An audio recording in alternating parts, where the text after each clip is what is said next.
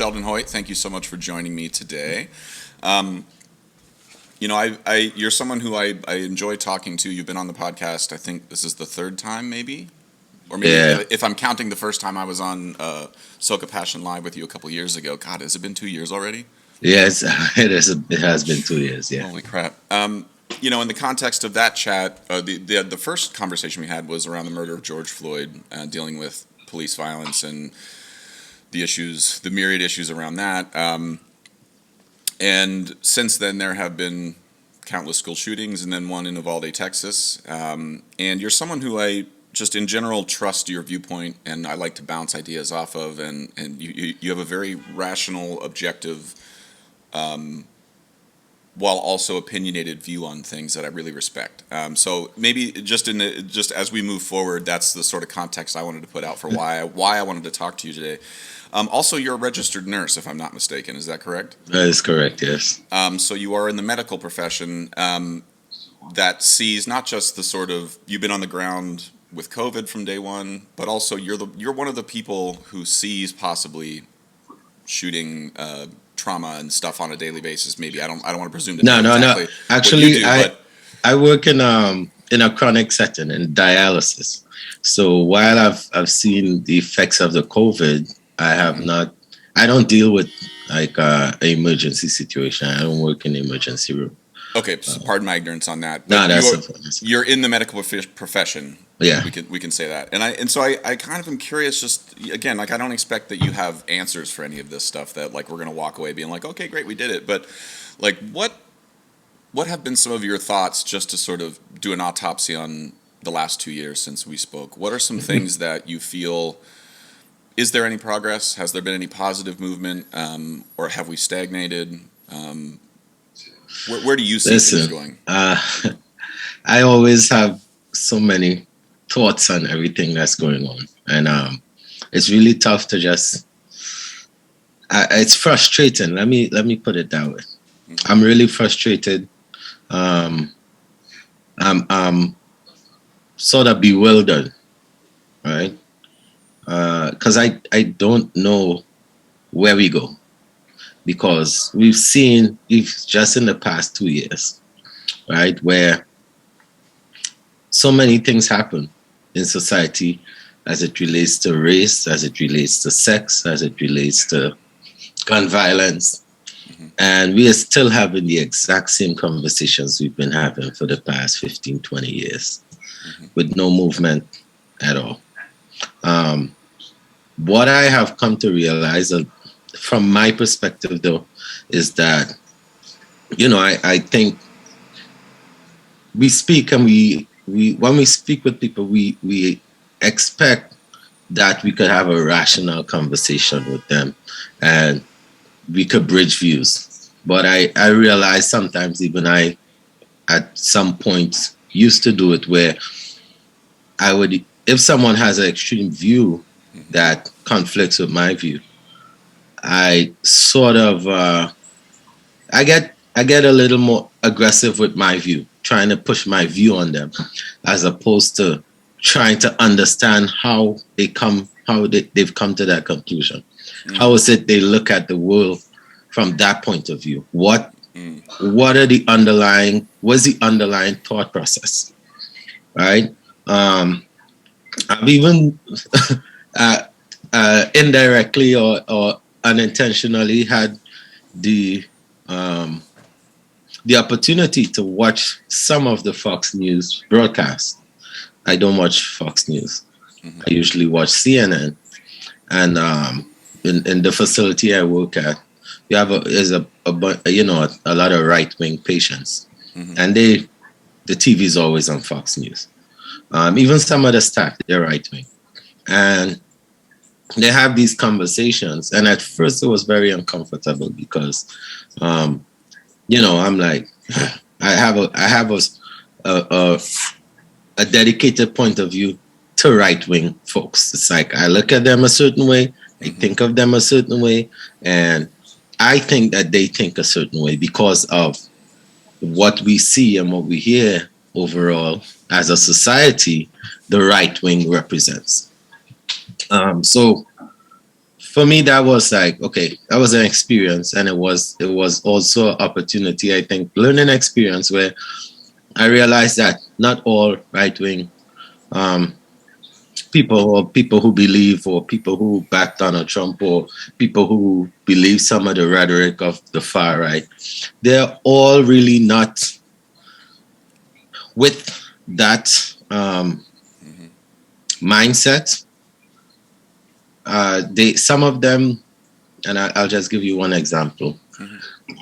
One particular patient, she's like, "Can you put the TV on Fox, please?" I said, "No problem.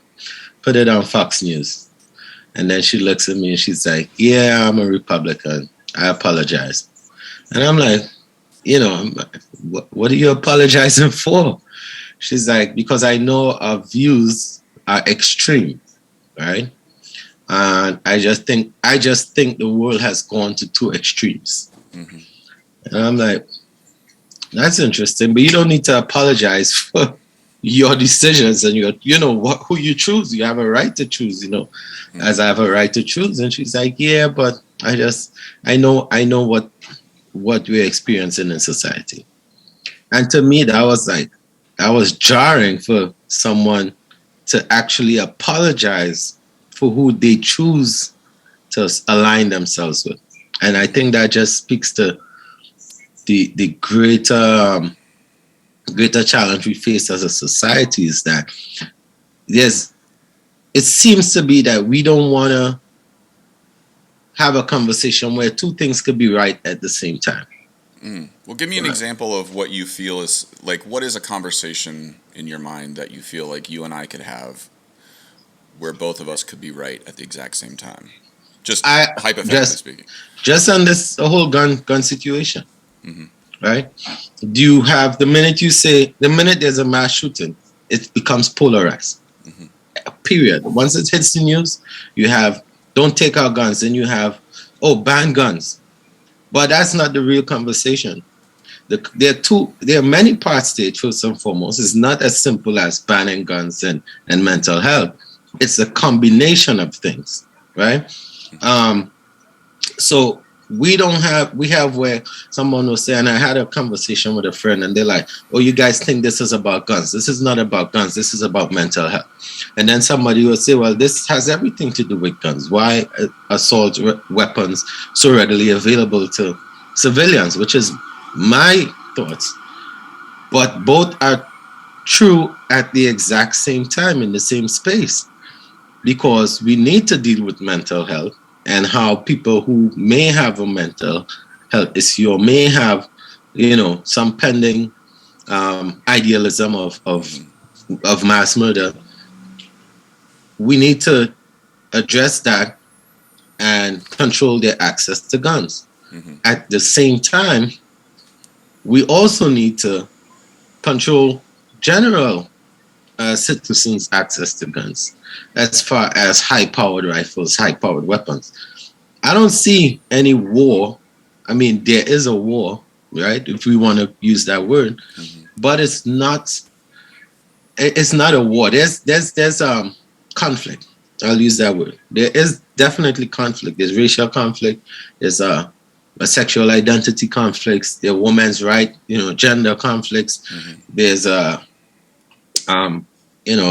classes conflict, economical conflict, but it's not a very war. beautiful person behind you right now. I know. Yes, my dear. But 1 second. That's fine. What?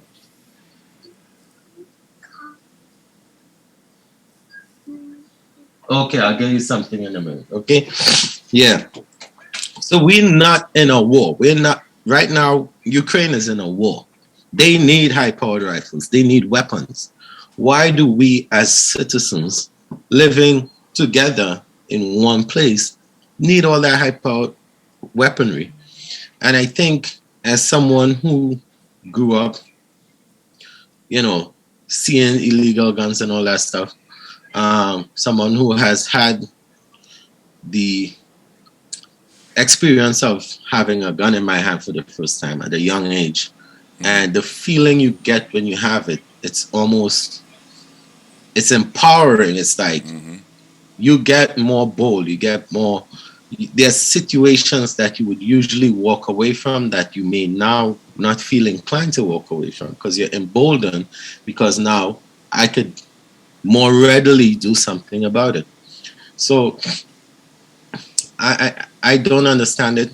I'm not going to fight with those who feel like they should have a high powered rifle. Well, the way racial tensions are, one of my friends, he has a ton of high powered rifles, and he lives he's a black guy, Mhm. and he lives in a white part of it. And I'm using these terms Mhm. blatantly and bluntly. I'm, Yeah, like yeah, I that's understand. what it is. It's reality. Mhm. So he lives where he lives is predominantly white, and he has had the unfortunate experience of being exposed to some conversations that white supremacists have Mm. relating to black folks. And in some of those groups and some of those chats, their goal is to eliminate the black, Mhm.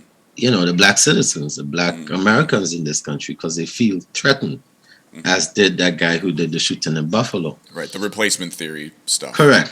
Yeah. So his uh, point of view is, I'm going to stock up. I'm going to be ready for whatever comes my way. I'm going to Mhm. protect my home. And he has a ton of AR. He has ammunition like crazy. He has weapons from AR-15 to Glock 22 to 9 millimeters. He has the armored vest. He Mhm. has it all. He's ready for militia war. That's what he's ready for. Mm.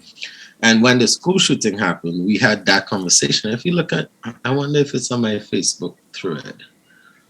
I'm not sure if it's on mine or his. There was a thread I think I posted, and he commented, and he was speaking about ARs and protecting his home and everything like that. And I'm like, I understand that. If someone comes to your home, you're ready to protect your home. What happens if you have all those weapons at home and your kids are at school and someone comes and shoot that school up? What do those weapons do for you in that situation? So it's not. I'm not at the point of view where I'm like ban all guns, or you know, I've seen where people have high powered rifles, a ton of weapons. I've seen them myself, and Mhm. um, I go to the gun range, and I have a 9 millimeter, you know, Mhm. semi-automatic, and the firepower they have. I'm like, holy crap! Well, Is one of the things that it wasn't even necessarily about guns. It's sort of again why I wanted to talk to you. It's like our conversation about it's about compliance with law enforcement, compliance with mask mandates, compliance with like this feeling of like you have to comply with what we're telling you to do, and people's resistance to that compliance. Whether when you see somebody resisting arrest, people get upset because the policeman or woman is either too aggressive and is over requesting over compliance, or the other person just isn't complying. Well, if you'd have just complied, it's like okay, fine. When you then see what happened with the entire law enforcement, and again, like I'm painting with a broad brush because I'm digesting what I'm seeing in the news in Uvalde, Texas, where there was a what was it, 10 or something police officers like literally handcuffing parents, keeping them from running into the schools yeah, and not reacting and not doing the thing that for after George Floyd, I was lectured to by people on the right, like they're running into the fire. They're the ones in danger. Respect everything. Like they're the ones that have to do the thing you don't want to do. It's like, listen, I'm not going to argue with you there. I get that to a degree. Where are you now? Where's that same energy now? Now, we're not talking about a police shooting. We're talking about abject police inaction that I don't want to ascribe. I don't want to. I mean, I'm thinking Occam's razor here. Less maliciousness and more just like what humans do when there is a fucking shooter blowing things up inside of a school. People froze. And so why are you then telling me that I need to arm myself? Wait, you're telling me that if the cops are too afraid to run in, I'm the one that has to do it? Okay, fine. That's fine. That's okay. Great. I will give you that argument. When I get pulled over, or my friend Sheldon gets pulled over, or my friend Kendall gets pulled over, I want you to keep that same energy when they're frisking him and throwing him up against the car because he's got a vitamin in his back pocket. Like, let's keep that's all I want is the same energy across the board. And like right now we're all like back the blue, back it's like well, I would if I felt like they were going to back my kids whenever they were getting again like but that's not anywhere in the argument. No one on the right is talking about that. Like no if and I'm just like that's what freezes me and I'm just like well yeah, we can talk about guns, we can talk about all this stuff, but like you were on my ass about the culture of respecting police. Yeah, that's All of those parents did, and they got handcuffed because the cops like like that. Like I don't know what do you say? Like how do you and Ted Cruz is out there being like we got to only have one door. It's like okay, fine. Have you talked to a fire marshal about that? Like give me a break. Give me a break. Where's the nuance here? And arm the teachers and I'm good. The teachers can't get $250 for crafting supplies. You think they're going to be okay with a budget for gun safes and like rifles in their classroom? They can't get scissors, Sorry. And no, it's fine. And arm the teachers and I'm like, okay, that makes no sense. First of all. Well, and let me ask a dumb question here, Sheldon. Let's say that was a school in like downtown, Bed-Stuy or Crown Heights or at rural Atlanta, an all-black school in rural Atlanta. What do you think would have happened if the cops were there trying to keep an entire school district's worth of parents from going to save their kids? Oh, I think you would. Like, I think. Play that out for me. I think. Listen, there would have been. First of all, most of those parents would have been whisked away and put in a cell somewhere to cool off or whatever the case is. I can't even. I don't know because it's definitely a different reaction when it's us. Well, and I want to be clear. This was a predominantly like I don't even know the nationality, but Latin American school. Just like these were not white kids. Right. I'm painting with broad brushes here. This wasn't a like upper crust white school where these cops were being very like. So again, but like I just like in that moment, I'm just sitting there thinking like this. There's just no way. There's just no way that this would have played out this way. Yeah, it's listen. It's just, and I think the problem is that when you look at who's like the head of a lot of these things, it's like a bunch of older white men, and that's sad because their thing is like this is what we feel it should be, and this is how we're gonna make it be, and we don't care what you say, we're not gonna change it. And that's how they do it, brush everything like, okay, no, you got the shooting in Buffalo, New York did not, you have 10 people that lost their life. And yes, I saw Fox News and they skimmed over that conversation, that shooting. 10 people who went about their day, who went to the supermarket, who went to buy stuff for their household, living their lives, and they were killed simply because the color of their skin. Absolutely no other reason. They didn't do anything to anyone. They weren't aggressive. They weren't. So for people who seem to always want to brush it under the rug and act like we're being irrational when we're terrified that we're pulled over by a cop, and it's crazy because I drive to work sometimes 3:45 every morning. That's the time I leave my house, and I'm on the highway, and I'm driving. Sometimes I'm thinking, damn, what if I get pulled over now in the darker night? And these cops see me driving. Mind you, I'm going to work, and something happens. Like, how would I be able to get justice? So there's no one on the street to witness what would happen. That's a scary thought. It's a scary feeling that you are terrified to have an encounter with a police officer because or at least you want to make sure that if something happens, I need people to see so that they know that. And I read stories all the time. If you almost every day or almost every other day, you read where you have somebody black got pulled over, they got arrested, they were charged with resisting, they were charged with unlawful behavior and all that stuff. And none of that was the case. I was reading of a university young lady. I read this just last week. And I think she was going to her dorm or something like that. And the cop followed her. Mm-hmm. All right. Cop followed her. And he put his light on when she actually parked. There was no chase. He didn't tell her to pull over. He pulled her over when she parked. And he came out, took her out of the car, and threw her on the ground, arrested her. Another female came. They took this woman to jail, and she had a trial and everything. And the cop documented, his report was that there was a chase, and she refused to stop, and she resisted arrest, and all that stuff. And they lie, and they get away with it because there's no one else to witness. Thankfully, in this case, other people witnessed the events, and they came out, and so and thank God for some of these body cams. So it's a scary thing. I don't. My frustration comes with, I don't know where we go. I don't know how we change it. I don't know. I don't know what else to do.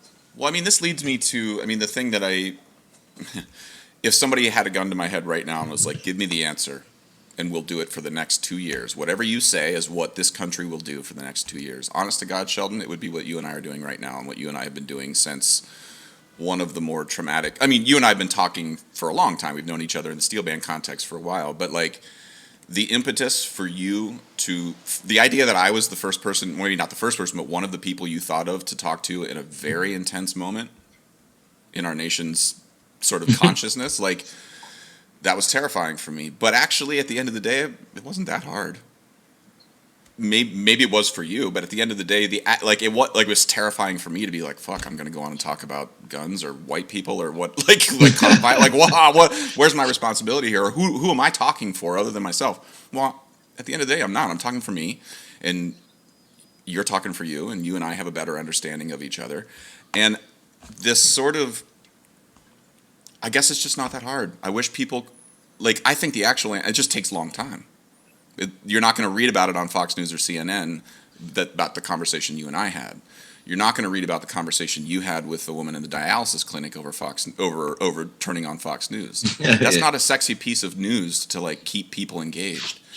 But if I have white friends who are who harbor an irrational view of black people,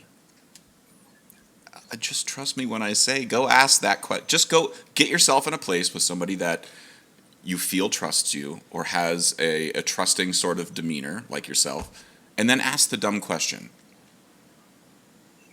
and sit and wait for the response, and if you're talking to somebody like Sheldon may say, "Hey, bro, that was a little inarticulate and perhaps hurtful the way you said it, but can you explain to me why you said that? Why do you think that?" "Oh, it's because you grew up and the only black people you ever knew were on the show Cops." Yeah. Okay. Now I don't. You shouldn't go through your life living like that. But if that's now I understand why you think the way you do. It's not because you actually hate black people, because you had a personal run-in with a whole swath of black people. You watched a TV show that gave you a distorted view on A, black people, and B, how cops should react to criminals. So then we can tease that out and then get to the nut of how, and build some sort of new modeling of the world based on an interaction with you rather than a TV show. It's just that takes fucking forever, Sheldon. It takes a while, and it takes people who are willing to have those conversations. That's the first. I think it's on both sides, because as I'm not gonna lie, as a black man, I have carried a lot of angry point of views myself, frustration. This is not new to me. I've told you before, I've been pulled over. I've had a gun pulled on my face by cops in a similar fashion to that young lady I read about, where there was no lights, there was no pull over. It's just he just pulled in front of me, jumped out, and put a gun in my face. Yeah. And at that point, his light still wasn't, his emergency light still wasn't on. Um, and then never showed up, gave me 3 tickets, and never showed up to court. Then I had other issues where the cops would pull me over, issue me summonses, go to court, stand there, blatantly lie, and I'm there like, and I'm you're trying to explain to a judge, this is what happened, but it's your word against the cop word. The judge is likely not going to believe you. Mm-hmm. Very unlikely over someone standing with a badge on a gun, because they're supposed to uphold the truth and uphold. So when you have so many people who are supposed to represent truth and service and justice, and they are undermining the whole process, it's hard for us to trust you guys. Mm-hmm. And they don't understand that. They think it's a war against police. No, it's a war against how you treat us. It's not a war against the police. It's not a war against the authorities. It's a war against inequality and how you treat us when you see us. Mm-hmm. I look at myself and I'm like, damn, I'm 6'2", 240-some pounds. My stature alone is a threat. Yeah. Well, listen, I'm going to be honest, Sheldon. I mean, the first time I met you, I was like, I'm going to keep my eyes on that one. He's until I know him. You're someone who could kill me if you wanted to, just with one punch, But I feel that way about big white guys. Like, there's just like, there are people who in this world who just because of their stature, people perceive a certain thing, And right. You're what, like 6'3" or something? I mean, 6'2", 6'2". Yeah, like you're not a small fella. So I have that. I have my stature. I have being black. I have dreads. Now I have a beard. So I fit a lot of descriptions. Mm-hmm. And unfortunately, it's not just. And I keep saying this, and people will say, "Why are you gonna tell white people this?" No, it's not just the cops against us. We first have to learn how to coexist and communicate with each other. We have to learn how to disagree. I keep saying this, and my friends, they like, Sheldon, you're not making any sense. I'm like, because you don't want it to make sense to you. Mm. Well, life is less stressful to hold a strong belief than it is to question that belief. It is. And I tell them all the time, I say, just think about this. Everywhere you go, any part of the world, any part of the world, and go in the black neighborhoods, right? And I'm not saying that it's not a result of suppression. It's not a result of lack of economical investments or support or anything like that. I'm not saying that we haven't been oppressed in many ways. What I'm saying is that in order for us to elevate ourselves out of that, I should not fear going into another black neighborhood because I don't live there, or maybe I wore the wrong color that day. Mm. You know what I'm saying? Mm-hmm. We, as our own people, are supposed, in order for us, and I keep saying this, I repeat it every single time, and I appreciate you, Josh, because you're coming in as a white dude, like, okay. And like you said, I'm sure it's like, how do I speak to black people and let them know that I'm not one of the, like, I'm not I don't hate black people, like, how do you, and I appreciate that, the fact that you're brave enough to have these conversations. So a lot of white people, they're scared to have they might want to. The one thing I've learned, and again, please tell me if I'm misdiagnosing this, but the one thing that, like, now as I'm 42 and having been working within Caribbean, and again, like, I'm painting with a broad brush, but I'll try to be as specific as I can. The Caribbean black population, both in the United States and in Trinidad and throughout the Caribbean, and I don't know exactly why, I have my theories, but the reason I have felt more and more comfortable is because I love being around people for whom their bullshit detector is finely tuned. Like most, and again, I don't know how to say this without painting with a broad brush, but like most black cultures I've been in, I'm immediately aware of, like, just nobody wants to deal with the shit. Like, cut to the bullshit. Cut through it. Give me the chase. Cut to the chase. Why are you here? I'm here because I love steel pan. Great. So do we. Get on in here. Like, there's no desire to sit and like really wallow in this sort of gray area. And if someone sees that I have a bad intention, they just go away. Like, no one like that bullshit detector is so finely tuned. And in other cultures, I just haven't, especially in white culture, I haven't sensed that as much. So for me, like, I can't ask those questions to white people. I feel more comfortable asking hard questions to black people than to do white people in my life. And that's a weird feeling for me. But I mean, am I wrong? Am I misdiagnosing just the way of communicating within black culture am I just seeing it wrong? I can't say that, because all I can say is from, again, I always try to make sure that I'm specific. I'm speaking from my point of view, and everyone is entitled to their point of view. But I agree with you on that most of the communities that you would come into, of course, their bullshit meter is on all, because of what we've experienced. It's not necessarily like ingrained. It's a learned behavior because of past experiences, and we don't want to repeat, falling into certain traps again. We have had 400 years of trying to learn this, So again, it's like you said, people that grow up in white neighborhoods, that their parents, that's all they know. They don't know anything about black success. They don't know anything about black positivity. They don't know anything about, black people being humane or having feelings or having positive emotions. I won't say feelings, because anger is also a feeling. What they see and what they are taught is that we are angry people.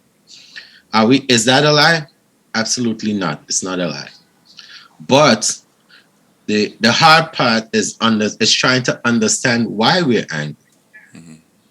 What brought about this anger or this way of thinking? Even I struggle sometimes, because I'm like, listen, why are we so angry all the time? And it's just for us to have ongoing conversations. But for me, from my point of view, I want to first have these conversations within my community, so that we could relate to each other with less aggression. So when we present ourselves, and I don't want to say, let's not say present. When we go and we face these obstacles, and we're fighting a whole entire justice system, all the way to the top, from the bottom all the way to the top, that are prejudiced against us, we can do it together. It's counterproductive and I'm just, breaking this down so that we could get the bigger picture. It's counterproductive for 10 of us to go scrap, fight against the system, and then we come back to the other 20, and we have to fight against the 20 that we're fighting for and with. It's more effective if we deal with our internal differences and say, guys, listen, okay, what are we fighting for? Let's come to a common place. And yes, we may not be 100% in agreement on everything, but let's come to a middle ground that we could all live with, and let's live with it. And then all 30 of us go fight this battle. That's a whole different ballgame. Yeah. Well, it's one of the things that I feel like it's one of the reasons I do this podcast, and I live vicariously through your Facebook thread, because I don't have the balls to engage with people in the way that you do on Facebook threads. There's something for me personally, not being able to see the way your eyes move when you say something, not knowing when you're contemplating a thought, seeing you do this, is important to me. Yeah. Like, I can tell that you're not sure about what you want to say, or you want to say the right thing, and so when you say something and I know that you're trying to say the right thing, I digest it differently. On Facebook, it's just a like, fuck you, bro. And I'm like, why?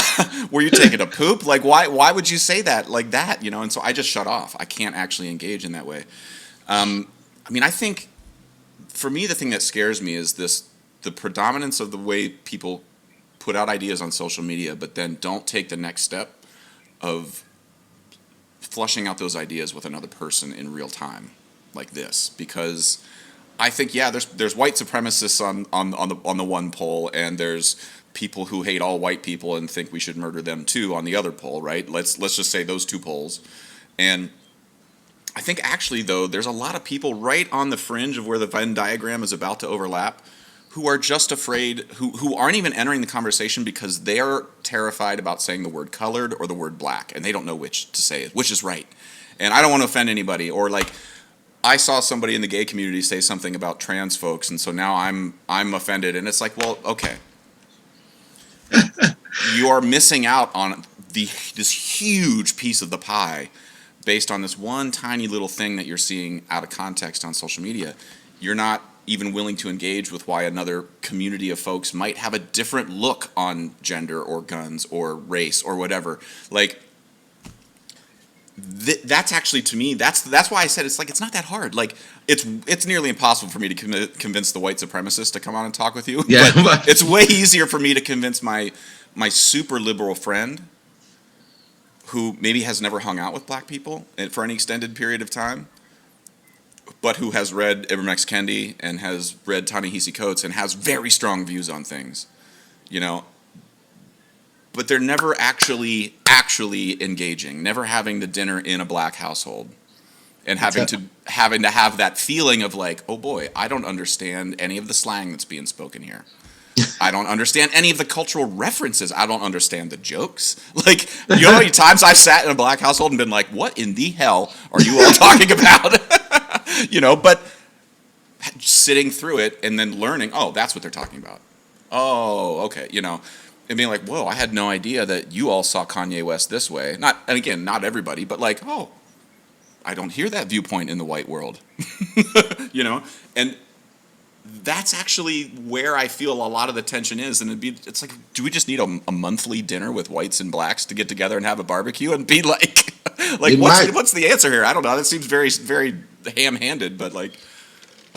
And it goes back to what I started off saying as it relates to communication, as it relates to how everything is so triggering in this age we're in on social media.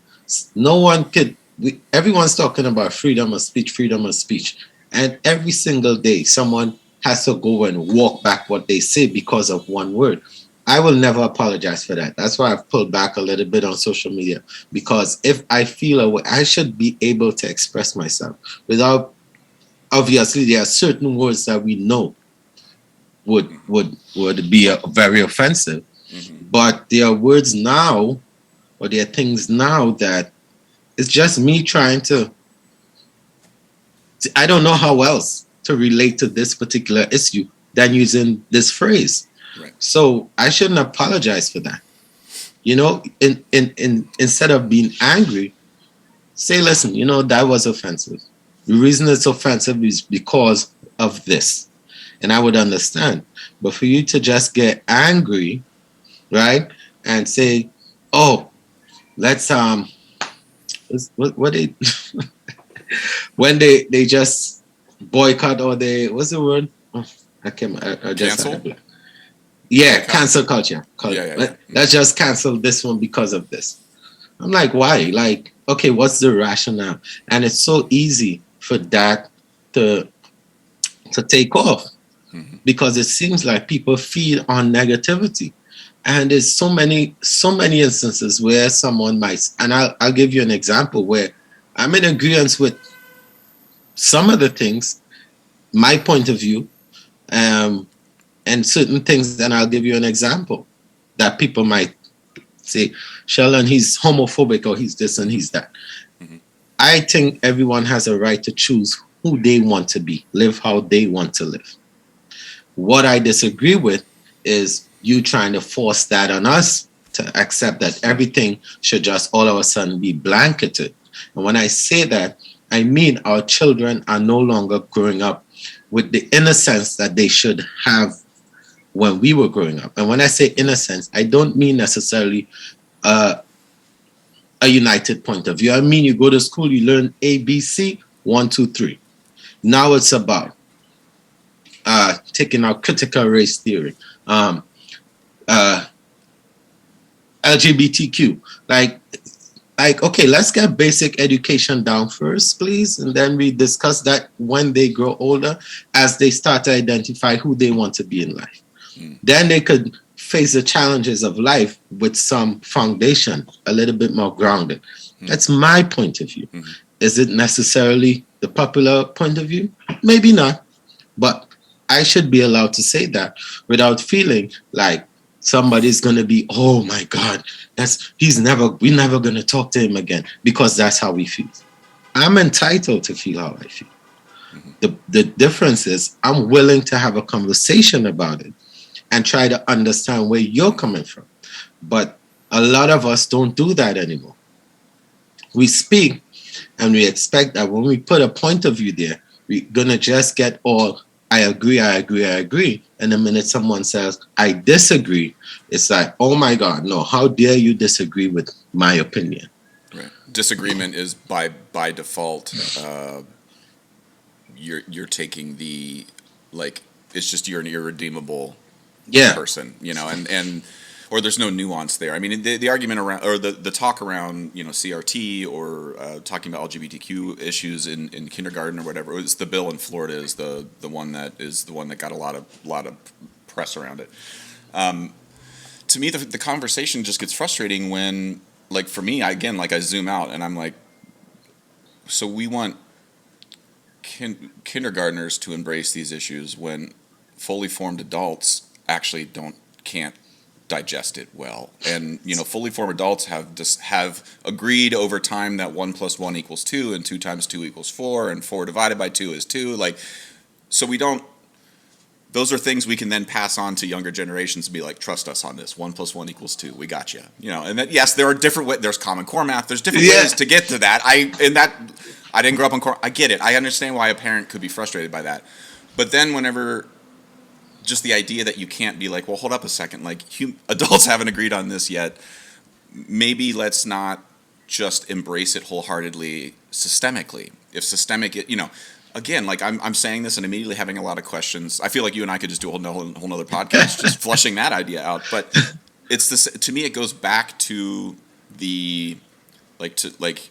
why we can't talk about distrust of the police in general. Why does that feeling exist? Well, if you didn't see it in George Floyd, if you don't see why the distrust of the police, why those 2 other cops standing there like this and blocking people from interfering with Derek Chauvin, there's a system set up where that was okay.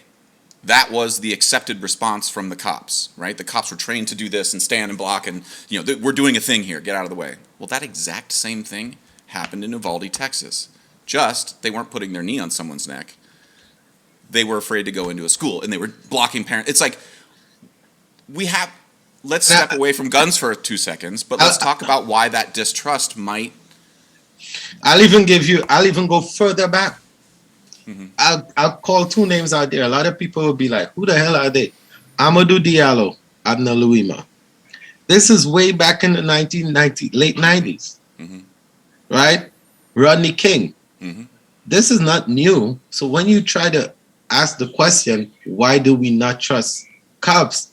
Just look at the history. Well, yeah, I'm sorry. I want to be clear. I was only using 2 specific examples. No, I know. Like, I'm not saying it for you. I know exactly what you're saying. I'm just saying for anyone who might be listening, who might not understand the lengthy history of this particular practice of cops. And imagine these are just the ones that were caught on camera. Mm-hmm, mm-hmm. I'm that's it. The one time I really feared for my life was that day. I was dressed to go to a wedding. Yeah, I remember you telling me about this. And that I'm like, this guy has a gun dead to my face for no reason. I've not committed any crime. I've not done any. All I'm doing is driving, going about my business. So people, I think, and I say that story so people could understand that I am coming from a place of experiencing this Mm-hmm. when there's no cameras, when there were no, everyone didn't have a cell phone or anything. Like I've experienced it. And I also use it on the other spectrum when I try to tell my friends, you have to limit yourself being exposed to those situations, right? Someone told me, I have no idea what I'm talking about because I'm successful in my career. You're a nurse, you're in the health field, you can't relate. And I'm like, on the contrary, I've experienced it firsthand. But what have I done? I've limited, and it's sad that we have to think like this. I have to do everything I possibly can to limit an encounter with the cops. I mean, Nobody's perfect. imagine like, think of another industry that we have. Let's one that I engage with a lot, the airline industry. Imagine if, right now the percentage of planes that crash is something like 0.00012%. It's a very small number. But imagine if that number was 3%. Mm. There was a plane crash a day. And the airline industry, their response to you was, or your friends were telling you, and I'm saying this a little bit of a devil's advocate to what you were saying about, okay, well, just, if you're afraid of plane crashes, just limit yourself to airplane rides.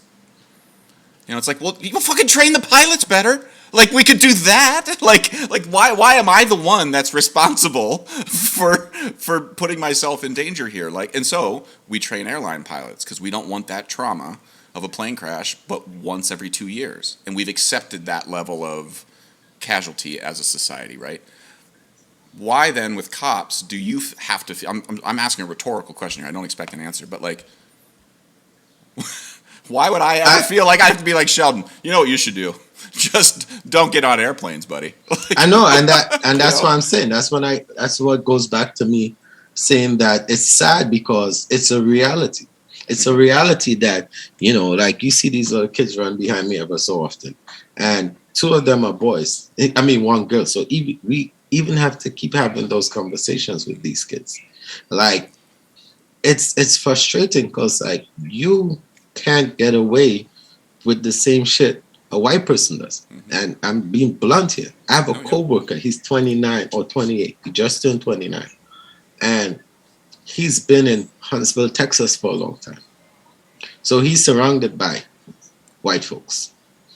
And I don't mean to offend anyone when I say white folks. That's just the conversation we're having. Yeah. We have to, be real about certain things. And you can see it in the way he works. And I have to tell him, like, young man, and every time he does something wrong, and he's like, how come I get in trouble and they don't get in trouble? I'm like, you're not on the same playing field. Mm-hmm. And but that's unfair. I know it's tough. It's hard. So, I don't know what else we could do more than keep fighting and keep speaking to, I try to, anyone who's close to me, I'm like, this is how we going to deal with this thing. You have to have conversations on how to react in a very tense situation. I have a licensed firearm, license to carry. I don't carry it with me. I don't want to say it's in public. I don't want anyone to run up on me. But I don't carry it because of that particular fear. Mm-hmm. Right? Because I've seen a video where a young man gets pulled over and he tells the cop, I have a licensed firearm. Is this Philando Castillo? Yes. Yeah. Right? And they killed him. So, it's like. Well, and I have a I won't say his name, but he's a white guy, really good friend of mine who has a concealed carry in Ohio. And I think Ohio just passed a new law saying that you no longer need to disclose to a cop that you have a concealed carry. And he texted me and he's like, bro, that is the fucking craziest thing that and he's a liberal gun supporter who is, I don't want to say he's for gun control legislation, but he's just like baffled. It's like, I don't have to tell a cop that I have a gun on me anymore. Like, and that is somehow in line with the Second Amendment. Like, that makes So literally, I don't have to tell the well-regulated militia that I have a gun on me. Like, if we're gonna go by the letter of what the Second Amendment says, like, those words are in there, and I'm talking to a police force, and I don't have to disclose that.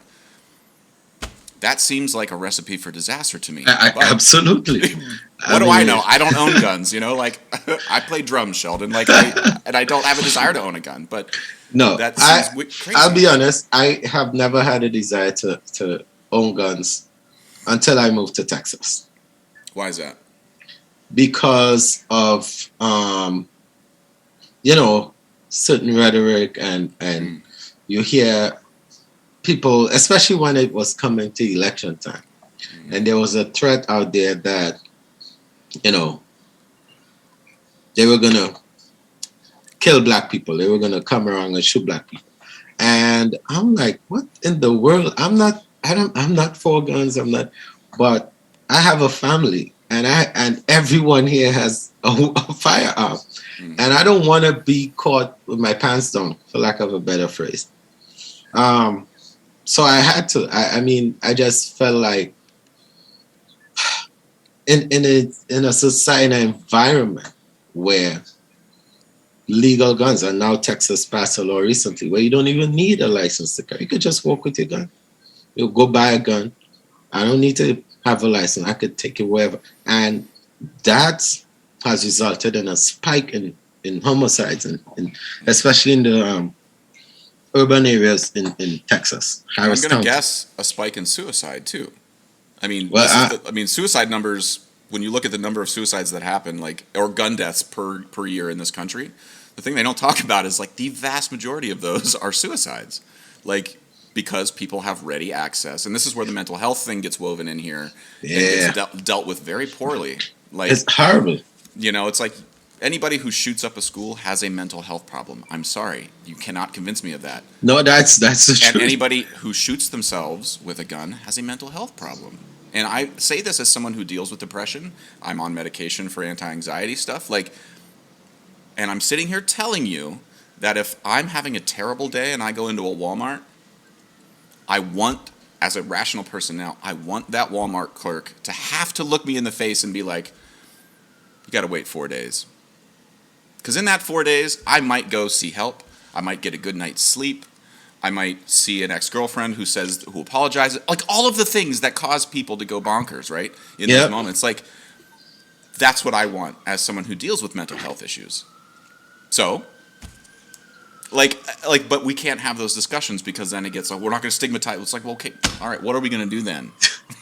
That is funny because when I was at Greg Abbott, who was like, it's a mental health thing, but why cut funding to mental health? You just cut to how much hundreds of millions towards mental health, but now you're saying it's a mental health thing. So you're telling me that you both of your policies contributed to a situation like this because you're very liberal on guns and you're very stringent on mental health, access and funding for mental health. Those are the two recipes for disaster. Well, two of the major recipes for a disaster like what happened last week.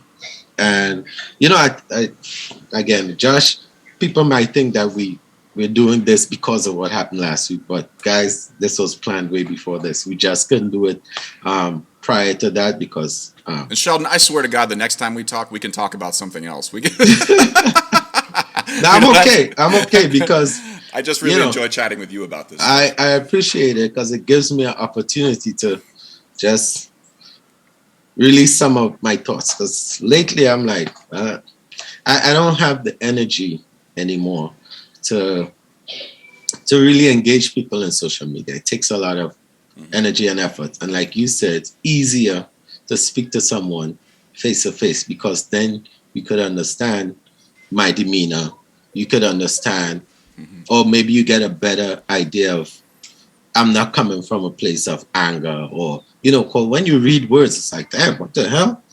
You don't know the emotion behind those words. You just reading words. And I think and I think for me a lot of this comes from the Caribbean steel band community. Like, there's a level of buy-in that you have in a good steel band that's run well. You stand behind your pan. You do not leave your pan. You don't eat or drink behind your pan. Like there's a level of respect that that everybody is forced to bring to the table that like and so like when that buy-in is felt, everybody then can rise and do something great together. Nobody gets to be a true individual in those moments, right? Correct. Conversations are the same thing. Like the idea that you and I are forced to sit here with our phones off and stare at each other and have the awkward silences and me stumble over something and you stumble over something. Like there's a level of buy-in there that people on social media get for free.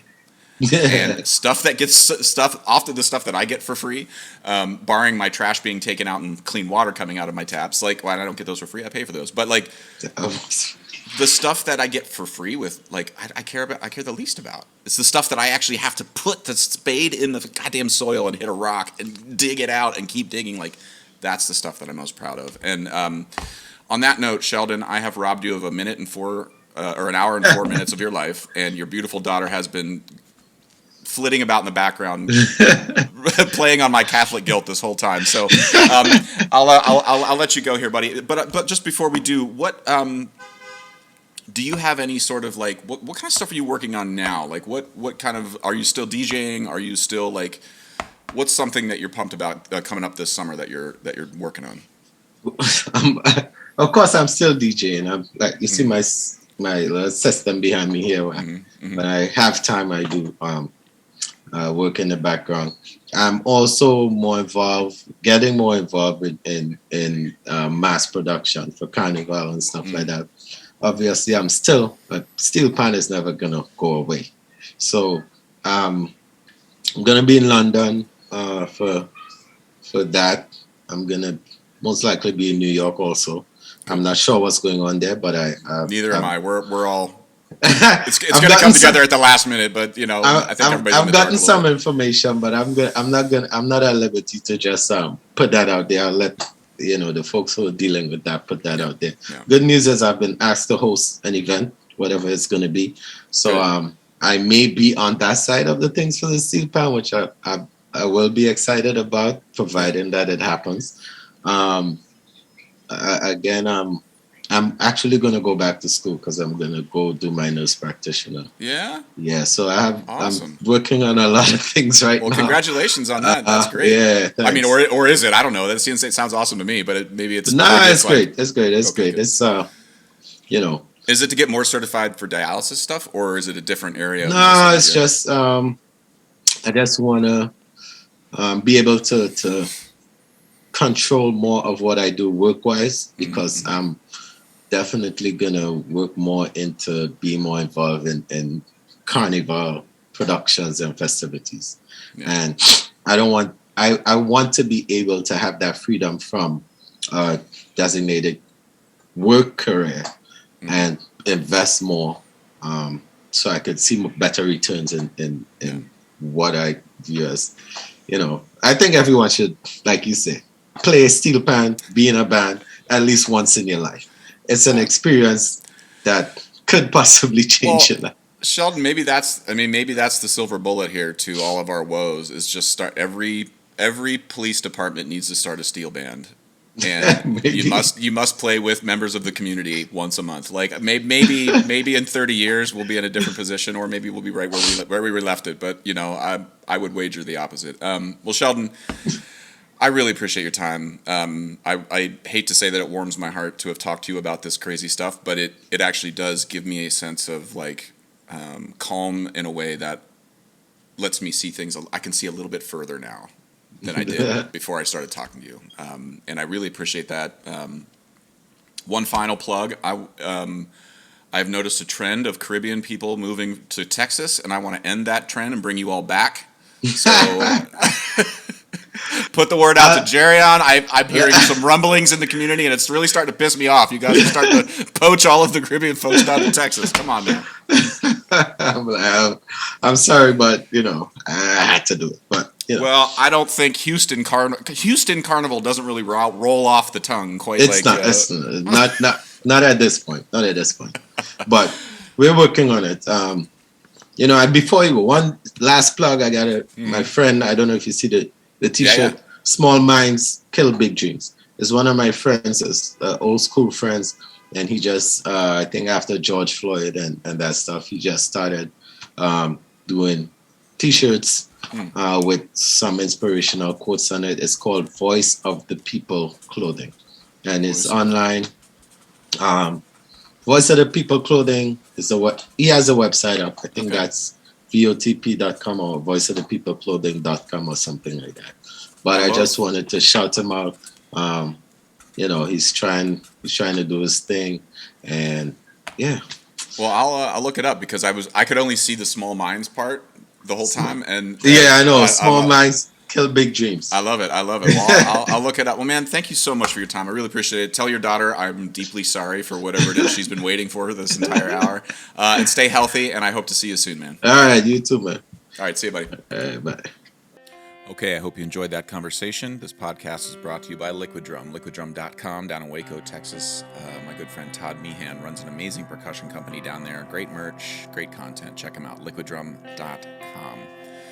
Also, Kyle Dunleavy, dunleavypans.com, DUNLEAVY pans.com. Kyle Dunleavy makes and builds all the steel drums that I perform and teach on, in So Percussion, as well as at NYU and Princeton.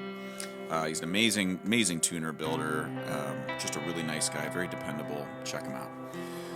If you are interested at all in steel pan advocacy, want to learn more about the goings-on in pan in Brooklyn, check out paninmotion.com. My good friend Kendall Williams, Jerry Guy, Trisha Guy, and Arisha John run an amazing organization called paninmotion.com. Check them out. And finally, Alejandro Mirage runs an amazing clothing apparel company in Brooklyn that is steel pan centric. You can check him out at mangochow, CHOW, clothing.com. I own a bunch of his shirts. They're amazing, very stylish, beautifully made. Check them out. mangochowclothing.com. Okay, hope you're well. Talk to you soon. Bye.